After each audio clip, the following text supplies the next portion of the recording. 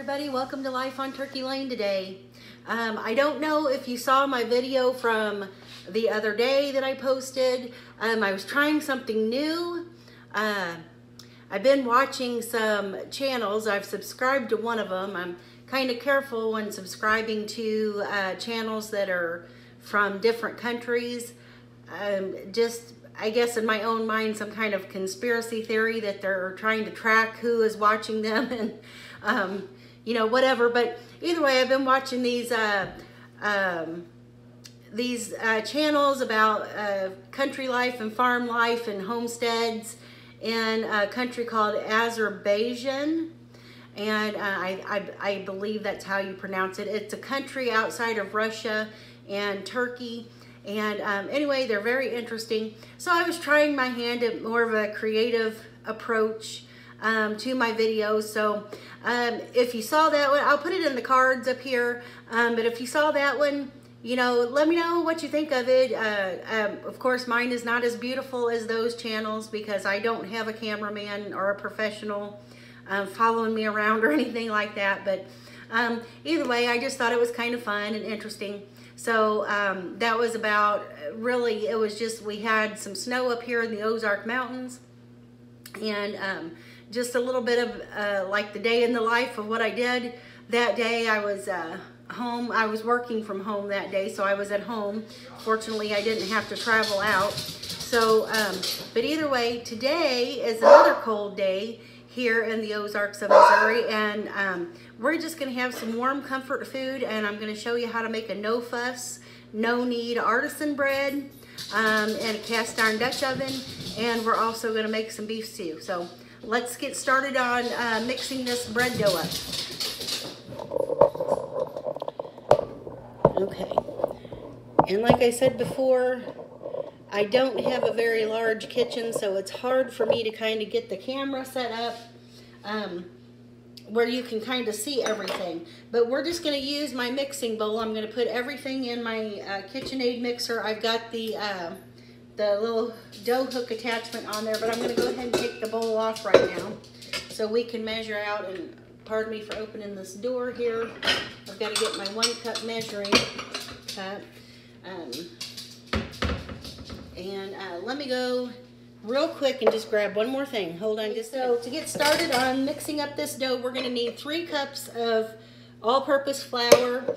I believe you could most certainly use bread flour if you want to do that. And I believe you could also use like a whole wheat flour. I'm not sure that the whole wheat flour would rise quite as good. But anyway, I'm just going to level this measuring cup off, and you're going to need 3 cups of all-purpose flour. I'm almost out of my flour in my container here, but I think I've got enough in here for this. And I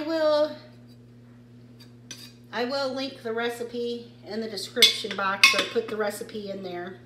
Yeah, I think we're going to be able to get just enough out of here, and maybe even have enough to put on the dough when I get ready to put it in the pan. So 3 cups of all-purpose flour. And I hate when dealing with flour, I always make a mess and I get a little bit on the counter, but that's okay. So I'm going to scoot this over here, and let's see.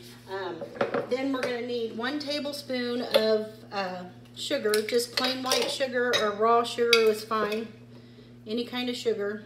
And you're going to need a full tablespoon of that. And you just add it in there on top of the flour. And then you're going to need 2 teaspoons of rapid rise or fast acting yeast.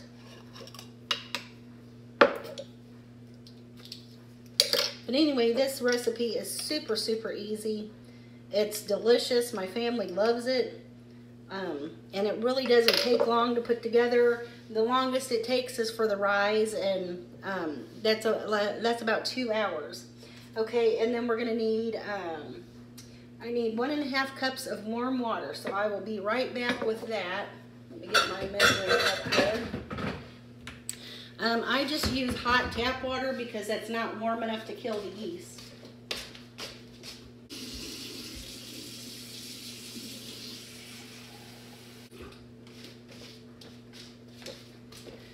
Okay, so I'm gonna go ahead and put my mixing bowl on the stand here. I'm gonna go ahead and put in my warm water, 1.5 cups of warm water. Just go ahead and add it right into the mixing bowl there, and then you're going to need 1.5 teaspoons of salt.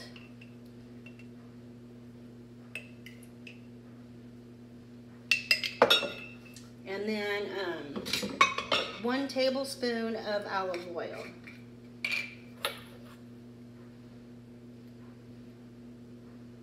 Now this dough will be a sticky, what they call a shaggy dough after it's mixed up, and that is fine. So I'm just going to put my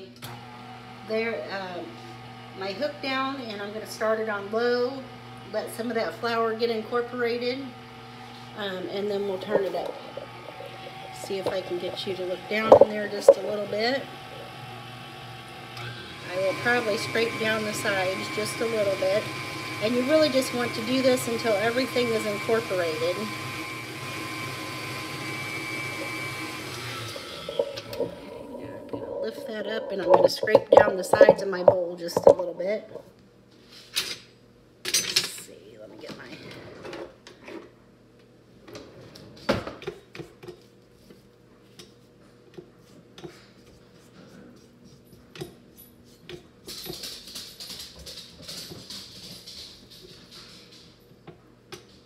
And this is a one bowl recipe too. You don't have to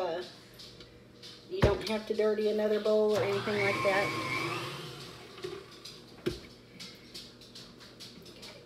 Like I said, this is a very shaggy and wet dough, though I do think today it looks like I might need to add just a little bit more flour.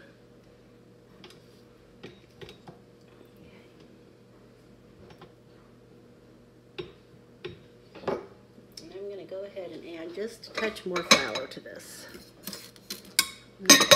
Not sugar, we need flour. Okay.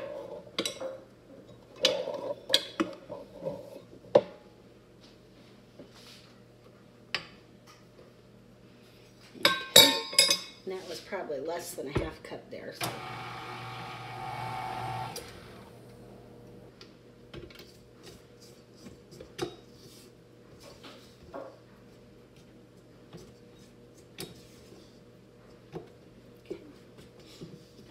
Finish mixing that up with my little scoop here.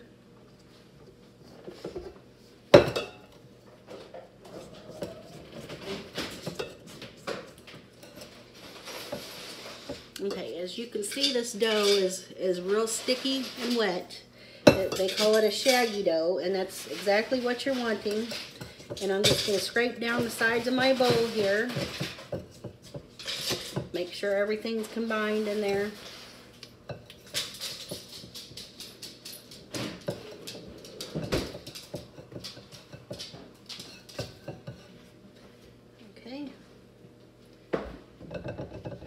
So this is the messiest part of the job right here, but this bread turns out wonderful.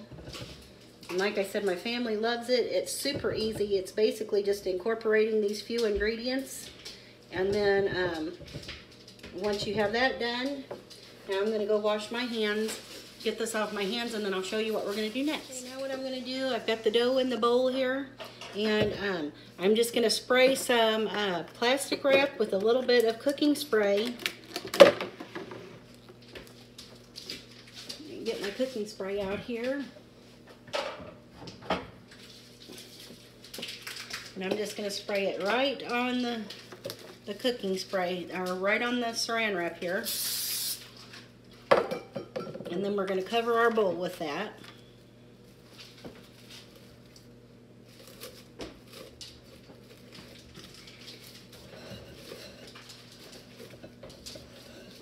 Just like that. And then I am going to stick my bowl in my microwave, and I'm going to show you that here. I'm going to stick my bowl in the microwave, and I'm going to set a timer for 2 hours. I don't turn the microwave on or anything. It just stays kind of warm in there.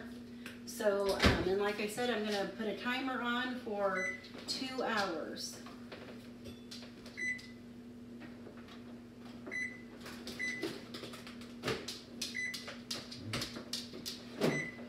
Okay, when that timer goes off, we will be ready to take this out of the microwave, and I'll show you our next step so that we can get this bread into the oven.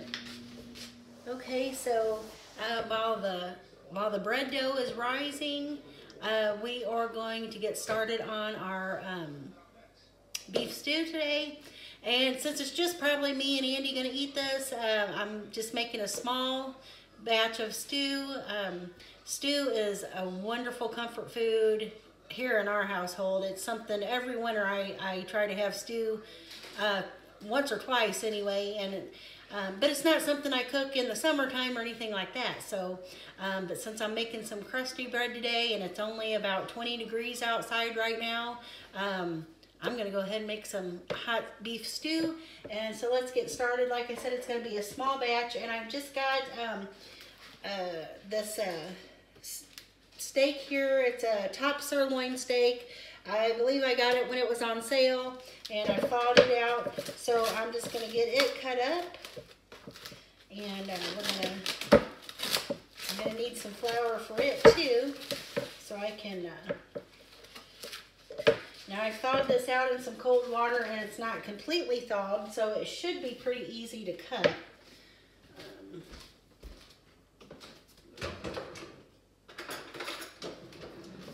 Just gonna get a knife here, and I'm gonna cut it up into chunks.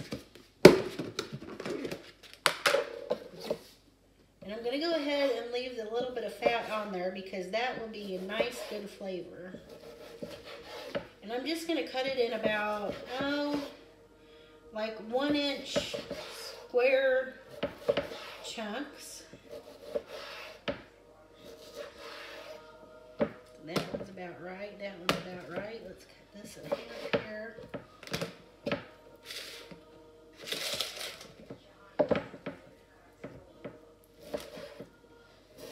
And anyway, this steak is nice and good, and it's nice and rich.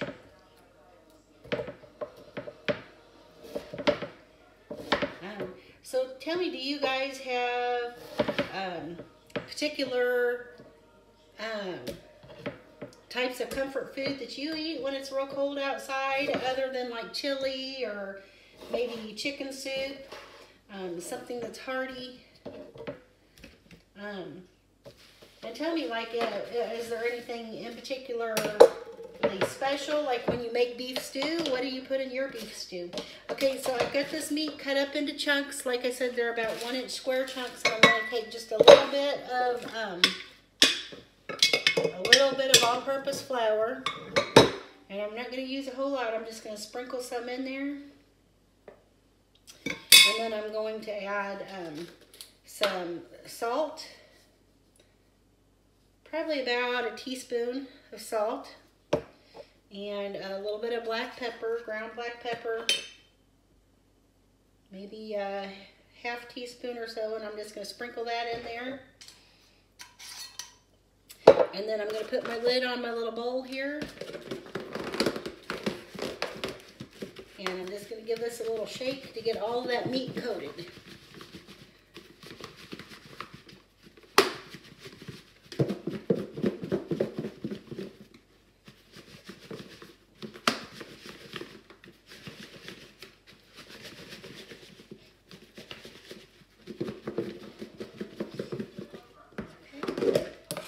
Meat coated, just with a little dusting of that flour, that seasoned up flour. And then now let's go over to the stove and get started there. I can't wait for the bread. It's been probably close to a year since I made the bread, or at least every bit of 6 to 8 months. So we're excited for it. I'm getting really hungry for it. So let's get a pot for our stew out here. I recently got slide out drawers for my pan cabinet, so that way I don't have to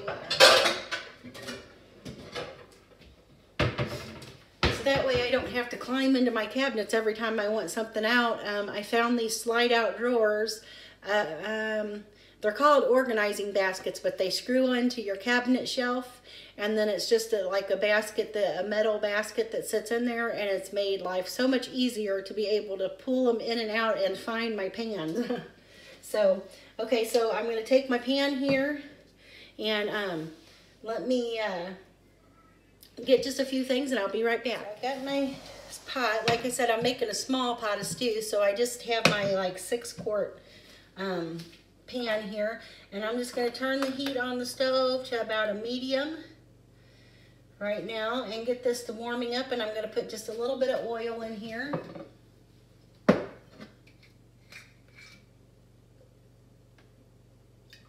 Just a tablespoon or 2, not a whole lot.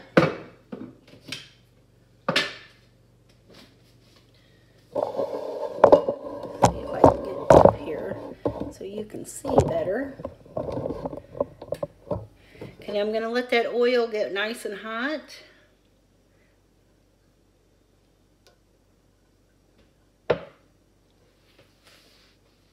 Okay, and I'm also going to go ahead and add just a small spoonful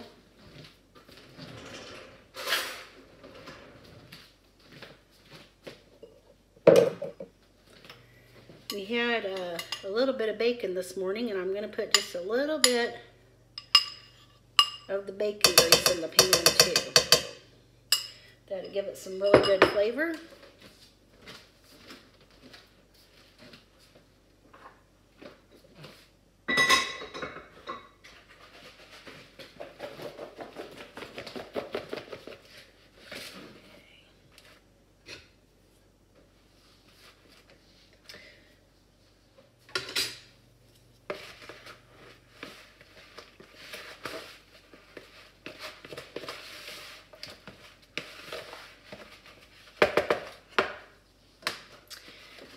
So I'm going to start sticking these pieces of meat in the oil here.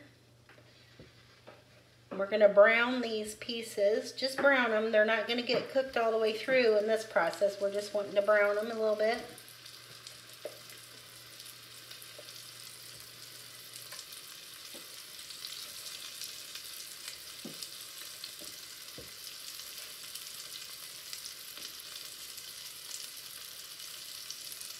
I'm just going to put a single layer on the bottom of the pan here.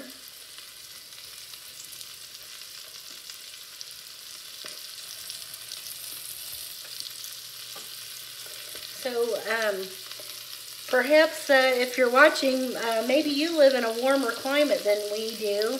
I live in the Ozark Mountains of Missouri, so right now today it is almost the end of January in 2023 here, and it's, like I said, only about 25 degrees outside.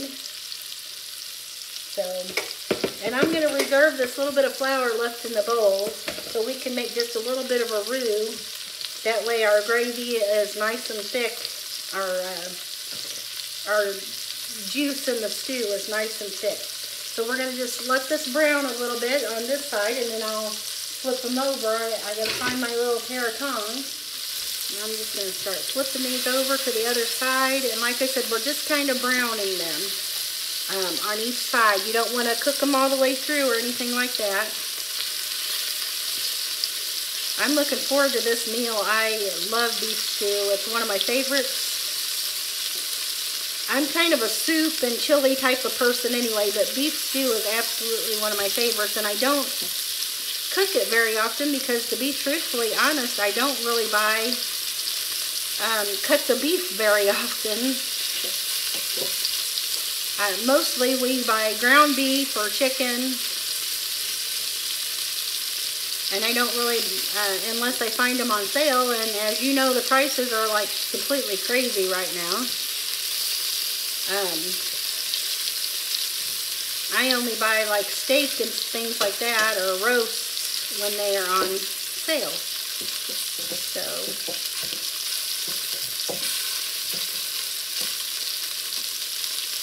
how are your prices out where you live? Are you experiencing major inflation. I think everybody in the world is right now, to be truthful with you. From the different things that I've watched and the different channels that I'm watching, YouTube channels, I believe it seems like even in other countries, you know, England, the Middle Eastern countries, they are all as well experiencing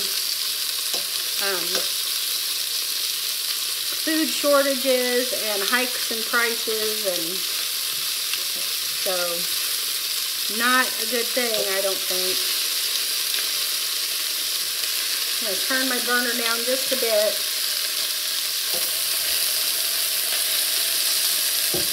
We just kind of want to get a little bit of browning on our meat here. And then I'm going to take them out and put them on a plate.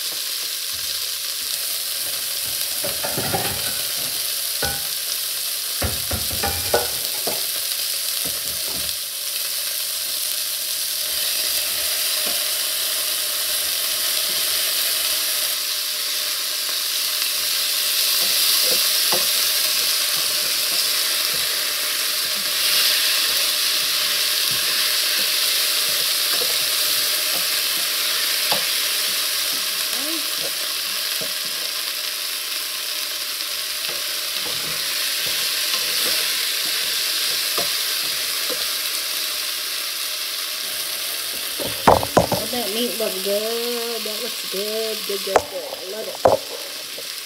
Okay. Now I'm going to go ahead and take my meat out, and I'm going to put it on the plate here and let it rest for a little bit. And then we're going to go over here, and I'm going to get some onion chopped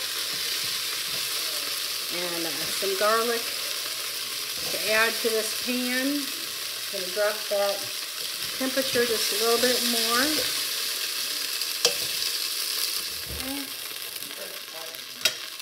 Okay, now I'm going to get just a little bit of broth to put in here. Deglaze this pan a little bit. I've got some homemade bone broth here. There we go. Just a bit. I'm going to go ahead and scrape that fond off the pan here. That's what's going to give us some really good flavor in this stew. And as you can see, as that heats up on there, that is going to deglaze our pan.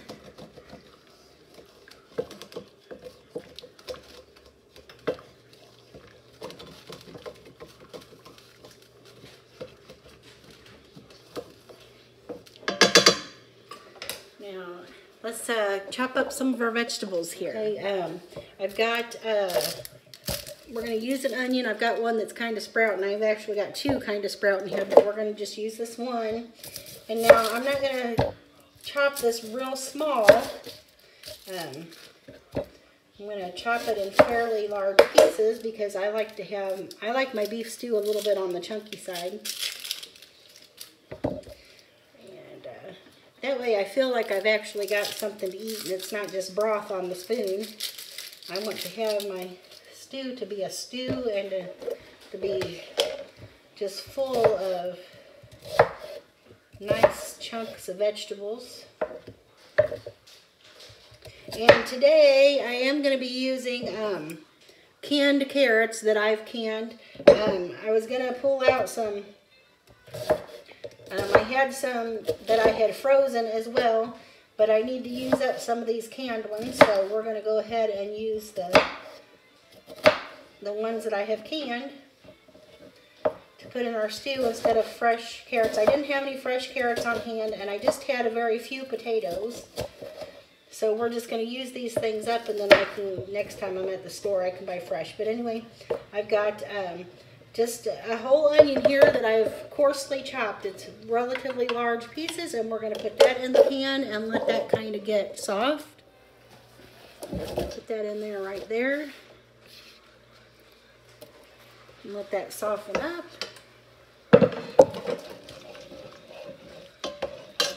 Let those cook for a few minutes. And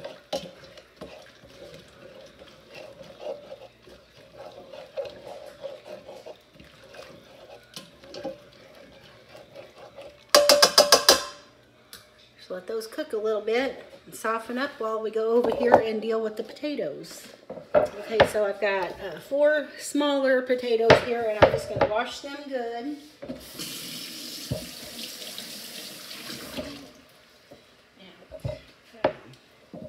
I am going to go ahead and peel them partially, but not completely.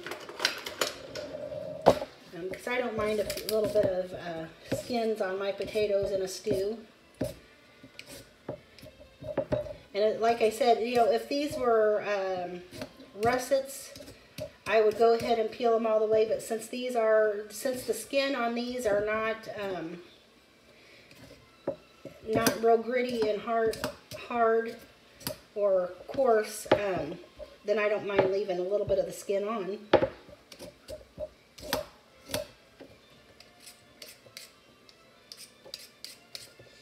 Just gives it a little added flavor and texture. And I think we're good with that. And those onions are over there in the pan. I can smell them. They are getting nice and tender and releasing some of their juices and their flavor.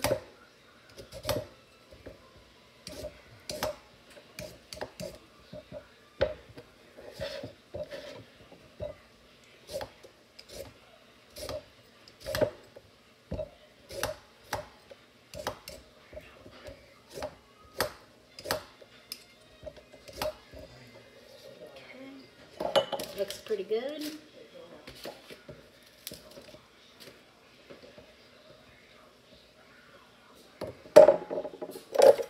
And then I'm going to just chop these in some pretty coarse bite-sized pieces too. I don't want them too small, but I don't want them too large. So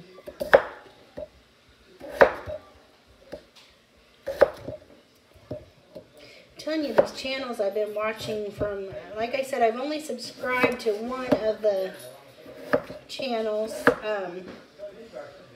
because I don't know if their government is, I think they're having these channels because they're getting paid for them, and I don't know if their government is sponsoring them or what, but like I said, it's just my little conspiracy theory idea. But so I'm very careful of who I subscribe to because I don't know if they can track. I'm sure they can track because they track, you know, what kinds of channels you watch, and they give you suggestions to other channels like it or whatever, so they can track what you're watching.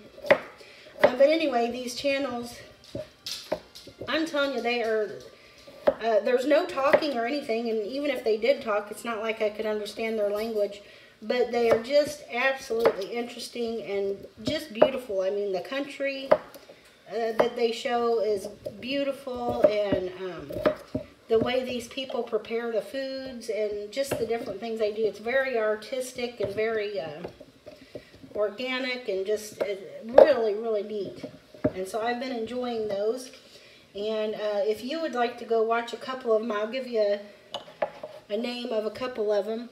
One of them is, I don't know if it's A Country Life Vlog or just Country Life Vlog. That one's my favorite. And then there's another one called Relaxing Village. And there's a takeoff off of that one. The gentleman on Relaxing Village, he actually has his own YouTube channel as well called Mountain Chef. So if you're interested in seeing those channels, I encourage you to go over and watch them. But anyway, that's what I was trying to do. Get my little garlic press here. Okay, and I'm just gonna, I've got some garlic cloves that had been frozen. I bought a big bag of garlic from Sam's, and it was already peeled and stuff, and so I froze some of it. Let's see if I can get it to smash through my press here. Don't look like it's smashing up very good, but get some of that so we can add some garlic into our stew.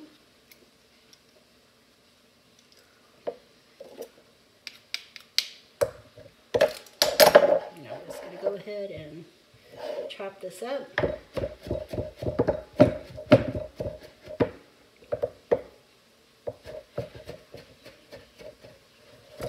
But anyway, and watch those channels, and the vlog I made the other day was kind of my artistic expression way of kind of what they do.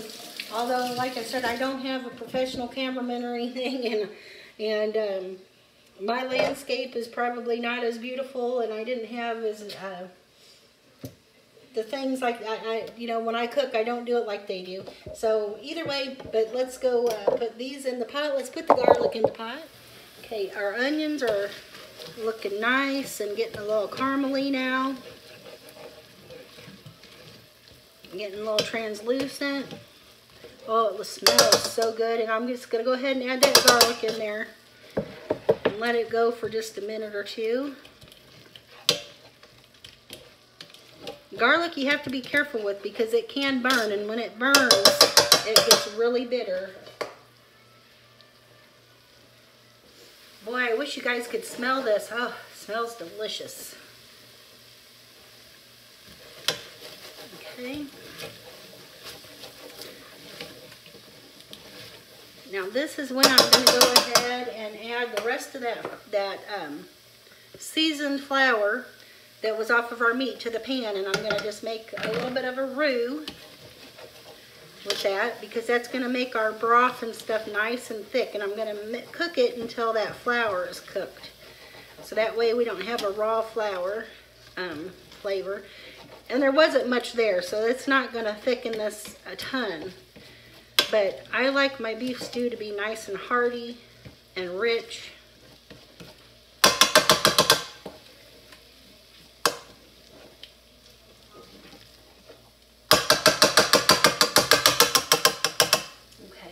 And now I have some bone broth here, and normally I would use beef broth or beef bone broth. This happens to be chicken, but it's what I've got, and it's not going to hinder this in any way because I'll show you what I'm going to do. I'm going to add just a little bit of this broth to here, and I'm going to hold this, hold the grease on top, the fat back a little bit. And I'm going to put just about maybe a cup of that in my pan here. And then I've got some beef base. And I get this at the Amish store. It's really good. Now it is really salty, so you have to be careful how much you use. But I'm just going to add a little bit of a spoonful of that. Maybe, oh, probably a little over a teaspoon, teaspoon and a half. I'm going to add that into my pan here. And just stir it around until it dissolves.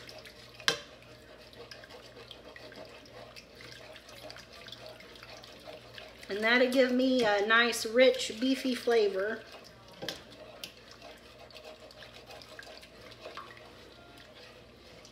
Like I said, this is salty. That beef base is salty. And so you want to be very careful how much you put. And especially if you're using a broth. Like my broth, I didn't put a whole lot of salt in it or anything. I'm going to add just about another quarter teaspoon.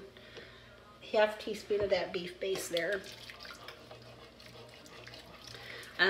My broth, it's homemade. I made it myself, so it is not real salty because I didn't add that much salt to it when I made it. So, but anyway, as you can tell, that's looking really, really good.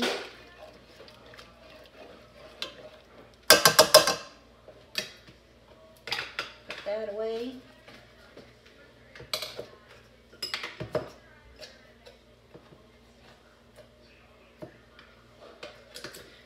And anyway, after you open this beef base, I have some chicken base just like it, but after you open the beef base, you keep it in the refrigerator, and it lasts and stays good for a very long time.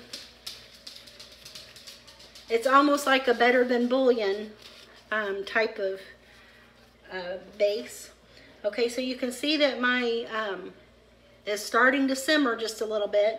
So I'm going to go ahead and add my meat back to the pan, and I'm just going to go ahead and pour all the juices and everything with that meat back in there. That's going to give it more and more flavor.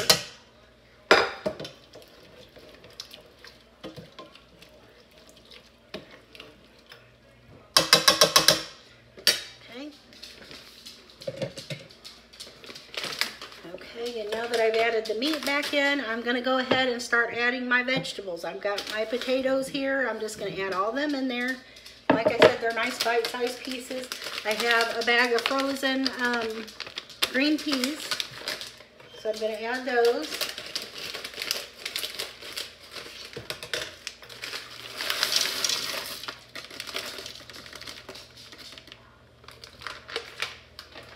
And then I'm going to add my jar of carrots.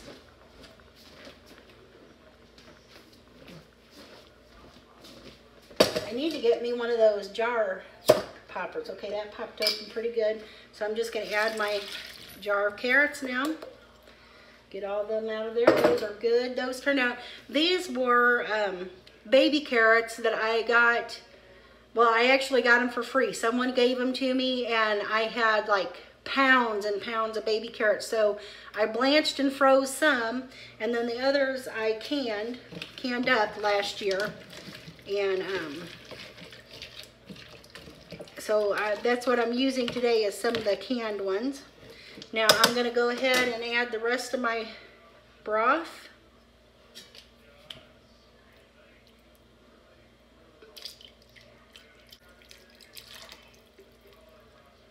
Okay. And then we're just going to let this simmer for a good long time on like a medium-low heat. And then I'm going to be back in just a little bit. Let's see, we've got 45 minutes left for our bread to rise, our dough to rise. So I'll be back when that time's up, and we'll get that in the oven.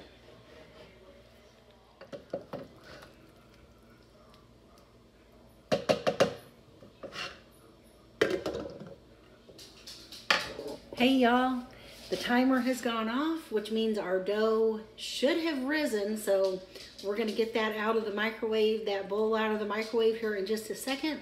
But first, before we do that, I'm going to go ahead and turn my oven on to 350 degrees. So let me do that. Did I say 350? No, it should be 450. I can't remember what I said now. That's because I'm getting old. But anyway, so I've started the oven on 450 degrees to start preheating. And what we're going to do is I'm going to take my Dutch oven here. This is about a 10-inch round Dutch oven. I believe it's an antique. We bought it at an antique store, flea market type place, and it was really, really cheap. So we picked it up, grabbed it up, and I've been using this to make this artisan bread for a couple of years now. And we just really love it. So I'm just going to put the pan in the oven with the lid on at 450 degrees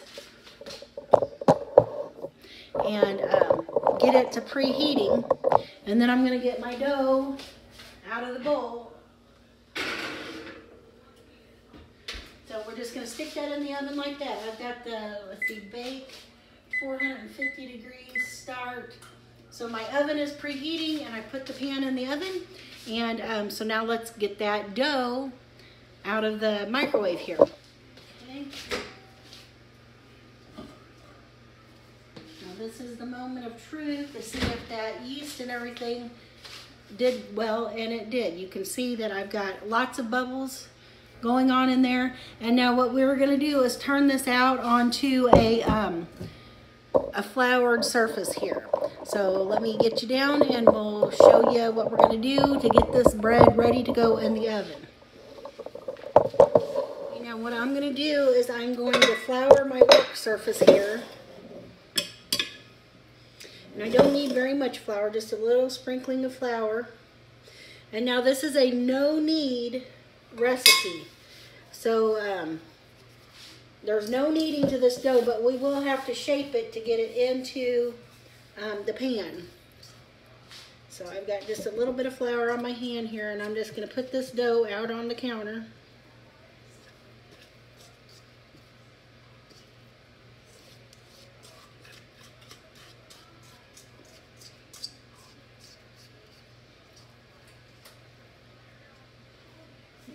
Like I said, this is a shaggy, very wet, sticky dough, which is fine. That's what you're wanting. Don't make it easier to get out of the pan or anything. But now what I'm going to do is I'm going to sprinkle a little bit of flour on top. And I've got a little bit of flour on my counter. And I'm just going to kind of roll this and fold it into like a ball shape.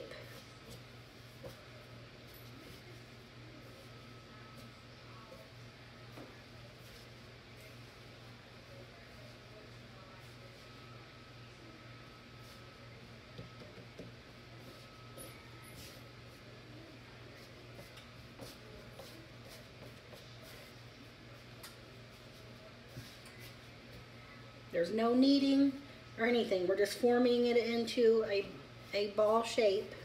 I'm going to get just a little bit more flour here.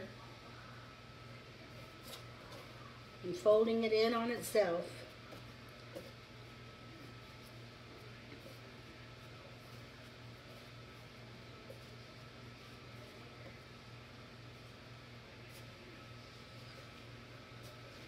And it's really not a very pretty dough. But I promise you it will come out and be tasting fabulous. Okay, so let me get, now I'm going to get a piece of parchment paper, wash my hands off good.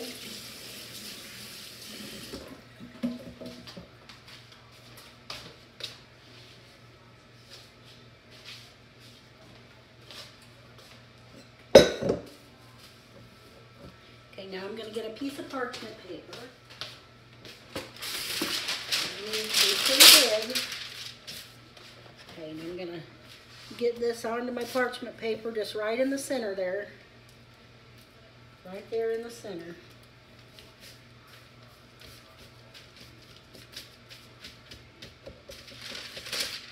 Okay. And now I'm gonna cover it with this sheet of plastic wrap and let it sit for 30 minutes while my while the oven preheats and while the Dutch oven is preheating. So I'm just going to cover that there like that. And just let that dough rest for just a little bit. Okay, and I will be back when it's time to put it in the oven. Okay, y'all, our oven is preheated. And so now we're going to get this hot Dutch oven out of the oven here. And I'm going to put it on the counter over here. I've got a towel down. And then we're going to get this dough into it. And we're going to get this thing baking. It takes about 30 minutes, 40 to almost 45 minutes to completely bake. But it's worth every minute and all the time. It's super easy, really no effort. It's just a little bit of waiting time. So let me get this Dutch oven out of the oven.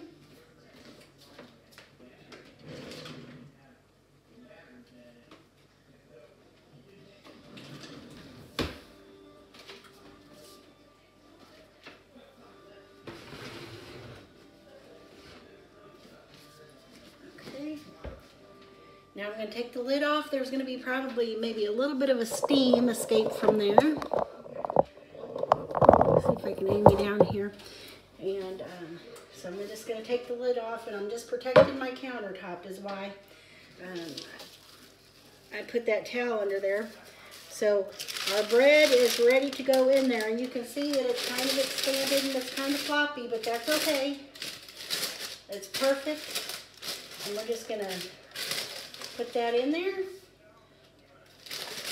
move it around just a little bit, put the lid back on, and we're going to stick it back in our oven.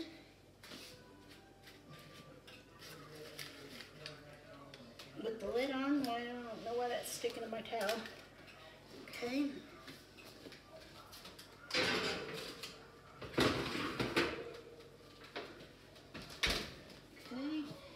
And now I'm going to click the timer off. I'm going to click the,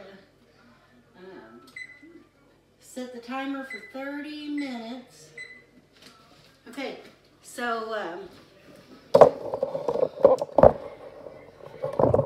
I've set that timer for 30 minutes. Now this is going to bake in the oven for 30 minutes with the lid on. And then once 30 minutes is up, I'm going to take the lid off and we're gonna let it bake for another 12 to 15 minutes until the top is kind of browned and crispy. And I'm telling you guys, this bread is so awesome. The stew is looking just fantastic. It, if you can see it there, it's gotten nice and thick and just, it's just so delicious looking. I mean, look at those chunks of meat and the chunks of potato in there. I'm gonna go ahead and, while the bread is baking, I'm gonna go ahead and turn my burner to the stew off and take it off the burner, put the lid on, and just take it off the burner and let it kind of rest and chill out until this bread's done, and then I'll be back. Okay, y'all, my timer has gone off. Okay, we're gonna put that off there, and we're gonna get this, we're gonna get the lid off the top of the Dutch oven so this bread can finish baking. Now be real careful when you do this because you might get steam come out of there. But anyway, you can see already it's just about done. Don't that look good, y'all? Oh, that looks so good. So I'm gonna keep the lid off, bake it for about another, like the recipe says about 12 to 15 minutes. I bake it until I think it's done. So we'll give it probably about another 10 minutes there. And then it's gonna be about dinner time. I'm so excited, y'all. Can't wait. See you in a minute.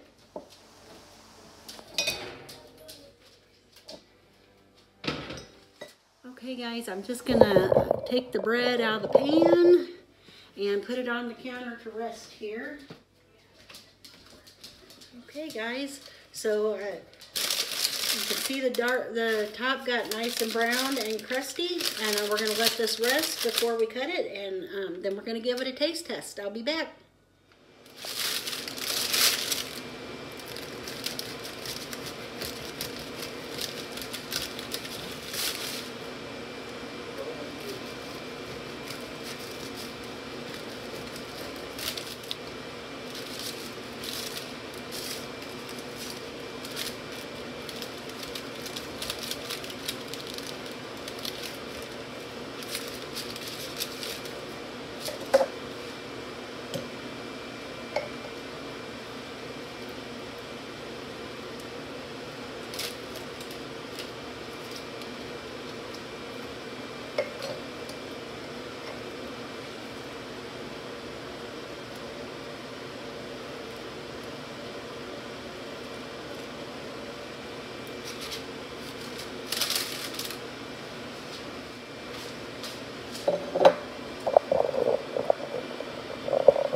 Hey guys, it's supper time. I've got this bread that's cooling down, got some of it sliced up and buttered, and I'm gonna get me a little bowl of stew, and then I'll come back over here and we'll give you, Andy's here, and he'll give you a taste test.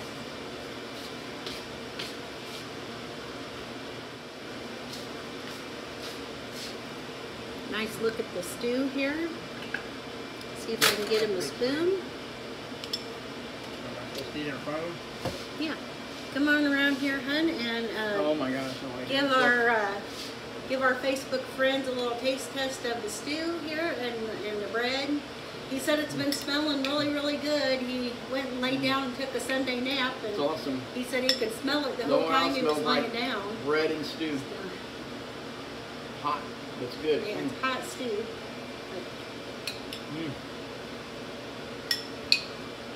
Well, that's good. You taste a piece of bread? Yeah, I do, definitely.